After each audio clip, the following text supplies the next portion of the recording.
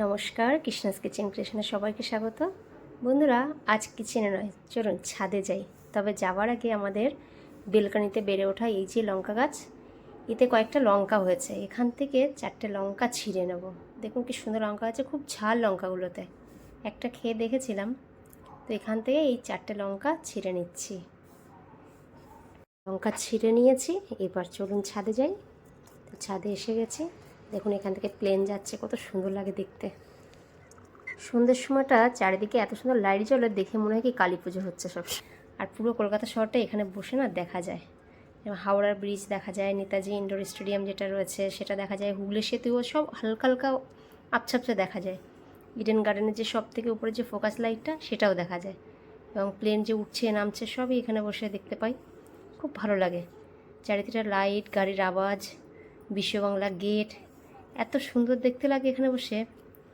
এখানে আসলে আলাদা একটা এনার্জি পাওয়া যায়। এই জন্য মাঝে মাঝেই চলে আসি ছাদে, বিশেষ করে সন্ধ্যের সময়টা খুব দারুণ লাগে।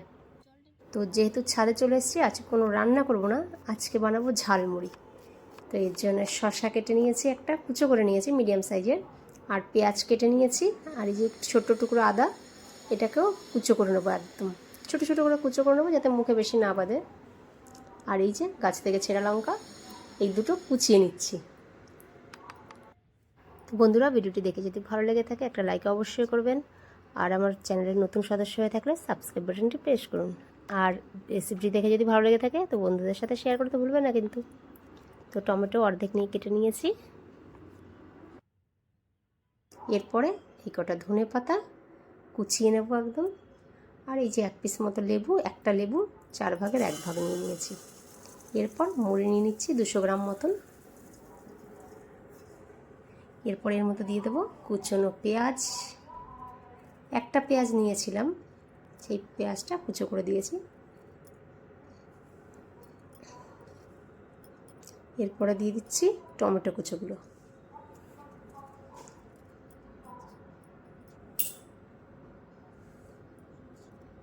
তারপরে দিয়ে দেবো কাঁচা লঙ্কা কুচোগুলো।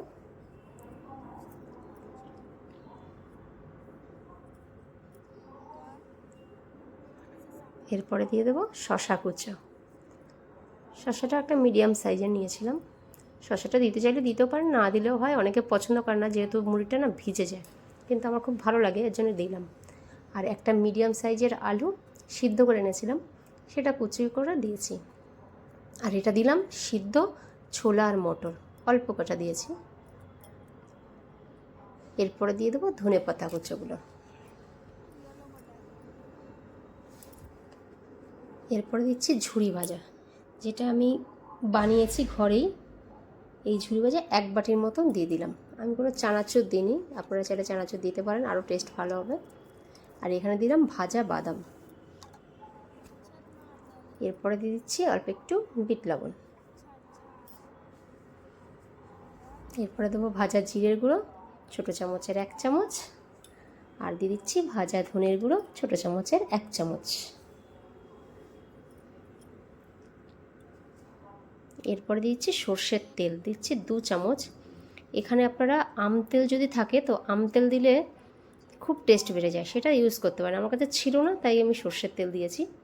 আর এই যে লেবুর পিসটা যে কেটে নিয়েছিলাম, সেই লেবুর রসটা দিয়ে দিলাম।